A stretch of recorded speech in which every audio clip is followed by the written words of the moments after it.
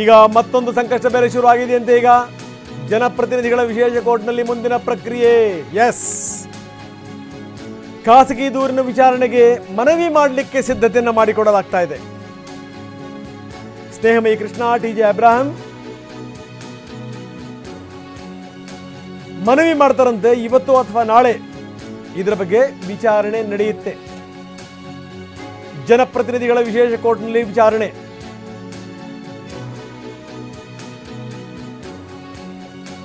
Court ಆದೇಶದ ಪ್ರತಿಯನ್ನ ಹಿಡ್ಕೊಂಡು ಇಲ್ಲಿಂದ ಹೊರಟಿದ್ದಾರೆ ಅವರು. ಜನಪ್ರತಿನಿಧಿಗಳ ವಿಶೇಷ ಕೋರ್ಟ್. ಜನಪ್ರತಿನಿಧಿಗಳ ಕೋರ್ಟ್ ಏನಾದರೂ ಆದೇಶ ಕೊಟ್ರೆ ಎಫ್ಐಆರ್ ದಾಖಲಾಗುತ್ತೆ. ಎಫ್ಐಆರ್ ದಾಖಲಾಗುತ್ತೆ. ತನಿಖೆಗೆ ಆದೇಶ ಕೊಟ್ರೆ ಸಿಎಂ ವಿರುದ್ಧ ಎಫ್ಐಆರ್ ದಾಖಲಾಗುತ್ತೆ.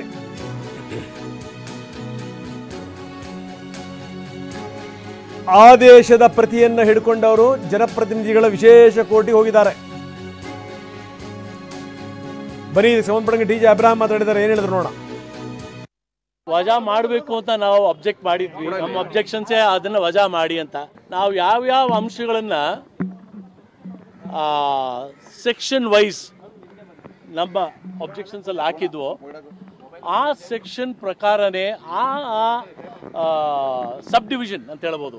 ಈ ಇಶ್ಯೂ ಅಂತ ಡಿಫ್ರೆಂಟ್ ಇಶ್ಯೂಸ್ ಆಗಿ ನಾವು ಬೇರ್ಪಡಿಸಿ ನಾವು ಹಾಕಿದ್ವಿ. ಅದನ್ನ ಅದೇ ಸಿಸ್ಟಮ್ ಅಲ್ಲಿ ಬಂದಿದೆ ಅನ್ನೋದು ನಮ್ಗೆ ಭಾರಿ ಸಂತೋಷ ಆಗ್ತದೆ. ವಜಾ ಮಾಡಬೇಕು ಅಂತ ನಾವು ಅಬ್ಜೆಕ್ಟ್ ಮಾಡಿದ್ವಿ. ನಮ್ಮ ಅಬ್ಜೆಕ್ಷನ್ಸೇ ಅದನ್ನ ವಜಾ ಮಾಡಿ ಅಂತ. ನಾವು ಯಾವ್ಯಾವ ಅಂಶಗಳನ್ನ ಇದು ಟಿ.ಜೆ. ಅಬ್ರಾಹಂ ಅವರ ಮಾತು. ಇನ್ನು ಇದೆಲ್ಲದರ ಜೊತೆಗೆ ಈಗ ನೋಡಿ, ಈಗ ಆದೇಶದ ಪ್ರತಿಯನ್ನು ಹಿಡ್ಕೊಂಡು ಈಗ ಅವರು ಜನಪ್ರತಿನಿಧಿಗಳ ಕೋರ್ಟಿಗೆ ಹೋಗ್ತಾರೆ. ಜನಪ್ರತಿನಿಧಿಗಳ ಕೋರ್ಟ್ನಲ್ಲಿ ದೂರು ದಾಖಲಾಗುತ್ತೆ. ಅದಾದ ಮೇಲೆ ಅಲ್ಲಿ ಏನಾದರೂ ಸ್ವಲ್ಪ ಹೆಚ್ಚು ಕಡಿಮೆ ಆಯಿತು ಅಂತಂದರೆ ಸಿದ್ದರಾಮಯ್ಯನವರ ವಿರುದ್ಧ ಎಫ್ಐಆರ್ ದಾಖಲಾಗುತ್ತೆ. ಈಗಾಗಲೇ ಹೈಕೋರ್ಟ್ ಆದೇಶದ ಪ್ರತಿಯನ್ನು ಹಿಡ್ಕೊಂಡು ಈಗಾಗಲೇ ತೆರಳಿದ್ದಾರೆ. ಈ ಮುಖಾಂತರ ಸಿದ್ದರಾಮಯ್ಯನವರಿಗೆ ಮತ್ತೊಂದು ಸಂಕಷ್ಟ ಶುರುವಾಗಿದೆ. ಅಂದರೆ ಈಗ ಜನಪ್ರತಿನಿಧಿಗಳ ವಿಶೇಷ ಕೋರ್ಟ್ನಲ್ಲಿ ಮುಂದಿನ ಪ್ರಕ್ರಿಯೆಗಳಾಗುತ್ತೆ. ಅಲ್ಲೇನಾದರೂ ಏನು ಗೊತ್ತಾ, ಈಗ ಖಾಸಗಿ ದೂರಿನ ವಿಚಾರಣೆಗೆ ಮನವಿ ಮಾಡ್ತಾರೆ. ಅದಕ್ಕೇನಾದರೂ ಅಸ್ತು ಅಂತ ಹೇಳ್ತು ಅಂತಂದರೆ ಕೋರ್ಟ್ ಸಿದ್ದರಾಮಯ್ಯನವರ ವಿರುದ್ಧ ಎಫ್ಐಆರ್ ದಾಖಲಾಗುತ್ತೆ. ಈಗಾಗಲೇ ಕೋರ್ಟಿನ ಪ್ರತಿಯನ್ನು ಹಿಡ್ಕೊಂಡೇ ಟಿ.ಜೆ. ಅಬ್ರಾಹಂ ಮತ್ತು ಸ್ನೇಹಮಯಿ ಕೃಷ್ಣ ಹೋಗಿದ್ದಾರೆ. ನೋಡಿ ಎಂಥ ಒಂದು ಸ್ಥಿತಿ. ಅಂದರೆ ಇಲ್ಲಿಂದ ಹೊಸ ಸಂಕಷ್ಟ ಶುರುವಾಗುತ್ತೆ ಸಿದ್ದರಾಮಯ್ಯನವರಿಗೆ. ತುಂಬ ಸ್ಪಷ್ಟವಾಗಿ ಅದು ಗೋಚರ ಆಗ್ತಾ ಇದೆ.